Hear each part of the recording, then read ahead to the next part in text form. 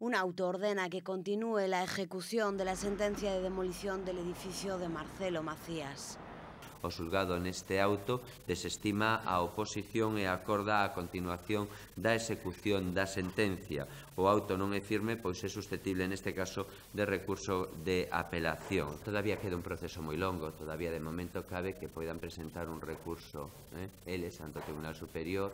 Polo tanto, é certo que os tempos pasan, pero é certo que todavía queda un longo percorrido. En otro orden de cosas, la Junta de Gobierno aprobaba el expediente para contratar, mediante procedimiento abierto, el servicio de instalación, puesta en funcionamiento, mantenimiento y retirada de las luces de Navidad. El Concello destinará más de 90.000 euros y tendrán que estar instaladas el 1 de diciembre.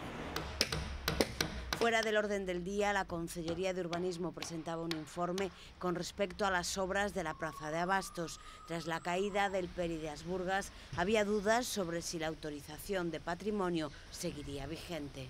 Que a autorización permanece válida malia que a obra non estea executada, iso sí, din que deberán ser os técnicos os que informen si se adapta ao plan Vicente do ano 86. Preguntado entonces os técnicos sobre si se adapta ao plan Vicente do ano 86, os técnicos conclúen nun informe tamén que a obra se asusta ao determinado o plan desde o punto de vista urbanístico e que xa non é preciso neste caso volverllo consultar á Dirección Xeral.